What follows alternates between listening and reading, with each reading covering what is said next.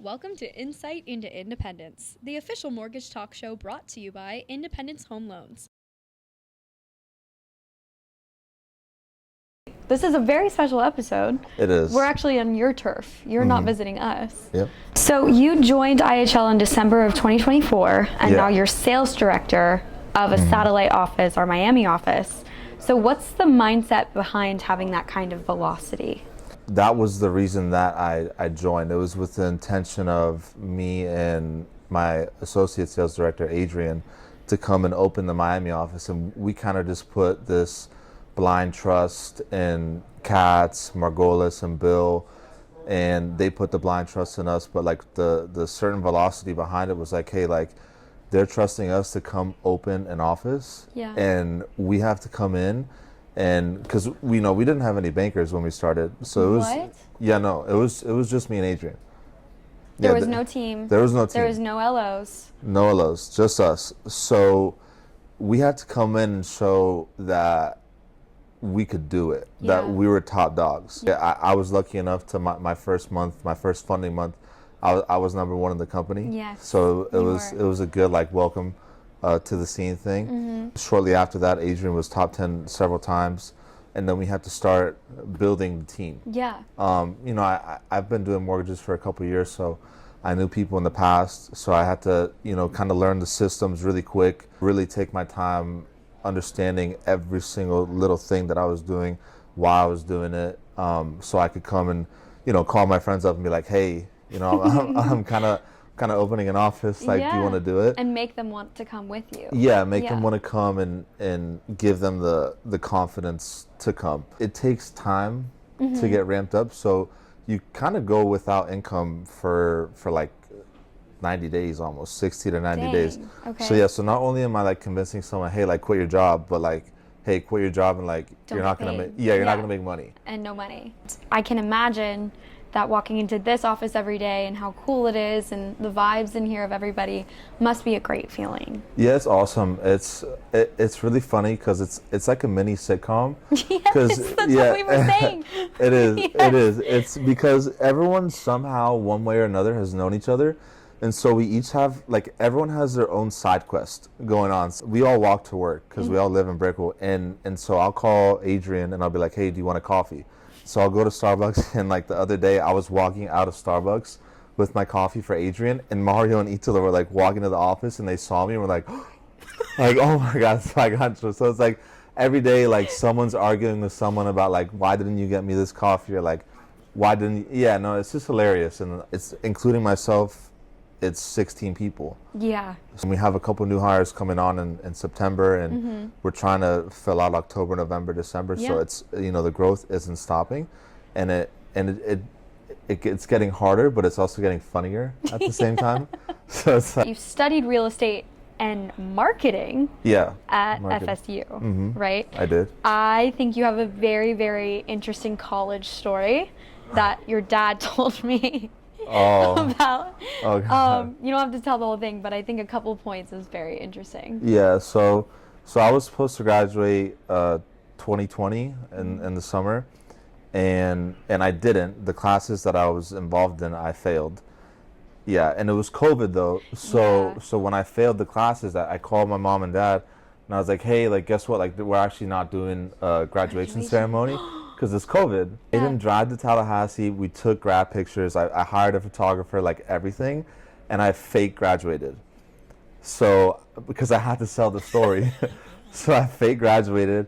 I moved home. I finished my courses, and then summer of 2021 came around, and I called my mom and dad. I was like, guess what? They're doing this special graduation for people that had COVID, and they were though too. So it wasn't really a lie. But so I was they're doing this special. You just didn't know it was gonna work out like that. Yeah, exactly. I was so I was guess do you want to come? And my dad's yeah, I'll come. And I'm like, I didn't want them to go. I'm sitting in the arena for graduation, and my mom is very smart. My mom is super detail oriented, and there's banners everywhere that say class of 2021. Yeah. And I'm not supposed to be class of 2021. And she stayed home, so I FaceTimed her, and I'm like, hey, and she's like, do you want to tell me something? And in the graduation, I'm like, Mom, I was like, yes, I just graduated right now. She's like, you, like, but she laughed about it. In hindsight, my dad's also smart, but he's like slightly oblivious, you know. So after the whole ceremony, he's like, oh, congratulations. Like, he has no idea. He's and I'm just like, happy to be yeah, there. and I'm like, yeah, and I'm Yeah. like, hey, Pop. I was like, hey, Pop's like, I actually just graduated, and he's like, no, yeah, like, congrats. And I'm like, A no, year ago. like, yeah, you don't No. get it. Like, last year he's like, oh, why didn't you tell me? And I'm like, oh, well, I started crying. Yeah, I know, I got sad, but it was cool that we hugged and out. But yeah, I faked my graduation. What was the crossover between your degree and what you do now?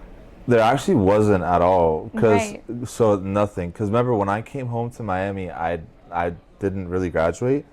So I used to work at a gym in high school. So I was working at a gym when I came back, and my cousin Brian sat down with me and he was like, "Yo, I have this my really good friend Bruno. He's doing mortgages. Yeah. And you know he's doing really well for himself.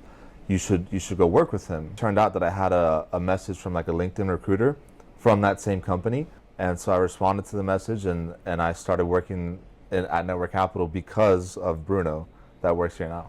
That is wild. Yeah. And it obviously worked out very well. Here we are. So much so that in February of this year, you had 4.5 million for 11 units. Yeah. So what was that month like? Yeah, that month was awesome.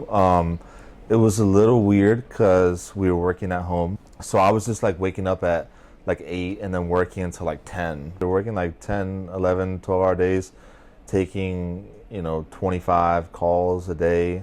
Do you remember like that feeling of being like, yes, finally, like this is gonna work out, I'm gonna get an office?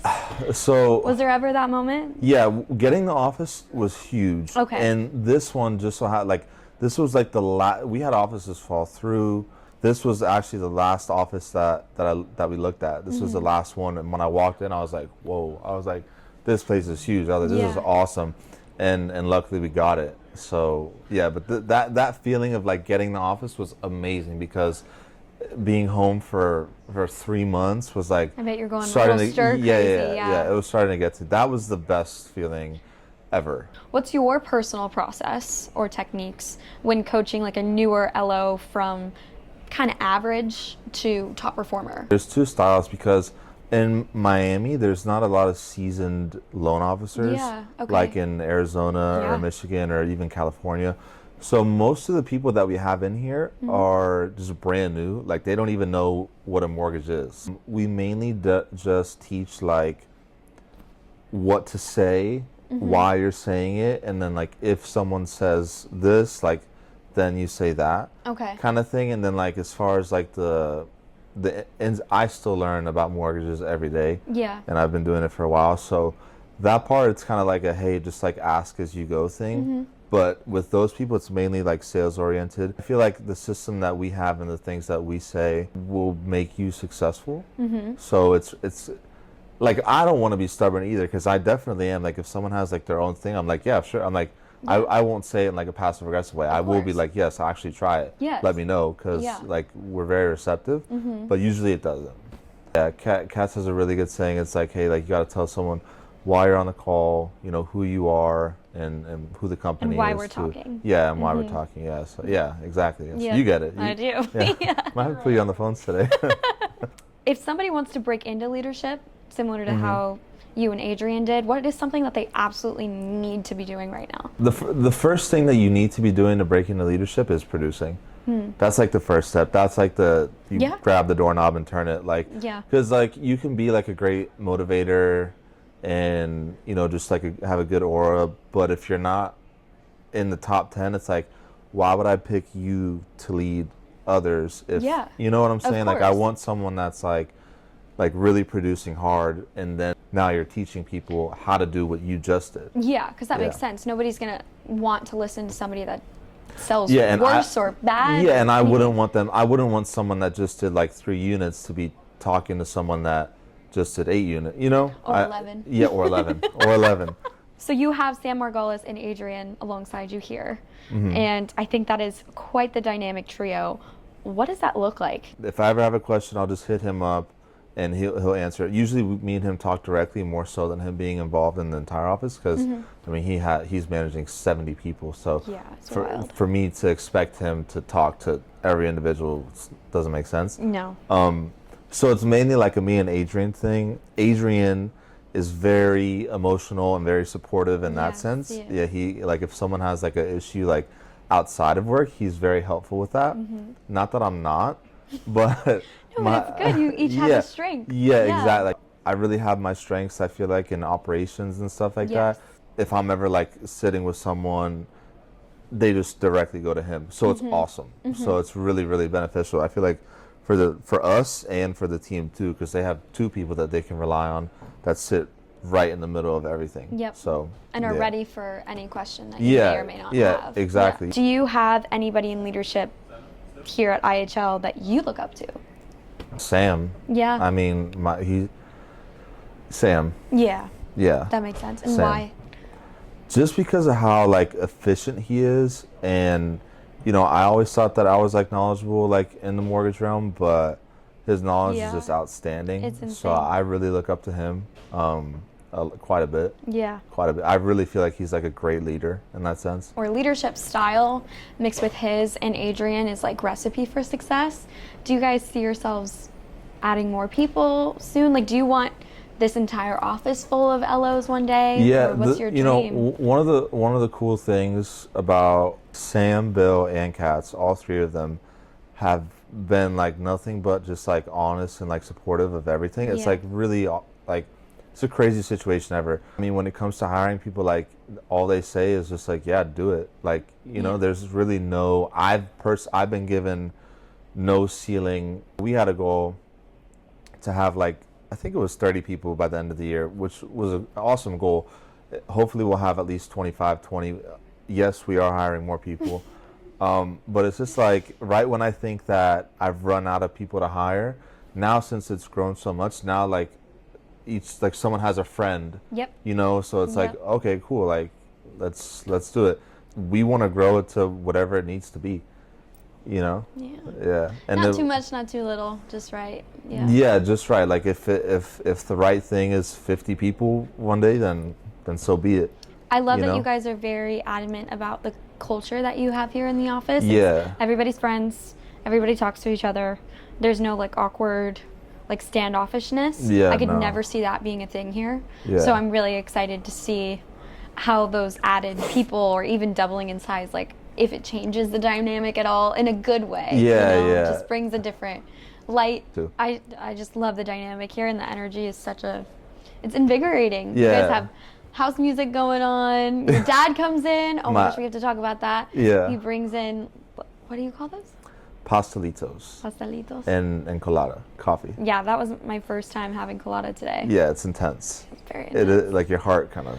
Yeah. I feel like I'm not sitting in this chair right now, but Should we stand up? Yeah. You and I started a day within each other, which is wild. Yeah, I think we started the same day. To be sitting here and talking to you is so cool. So I just wanted to say thank you, because it's been so fun for me to see you and Adrian grow, because in my head I was like, oh, well, we all started. And that was back when IHL wasn't hiring like 10 people every week. You know? So if we got a new hire, it was like really, it's still very exciting. But you know what I mean? It was like, oh my gosh, where's this person? So it's just been awesome. I'm so excited for you guys.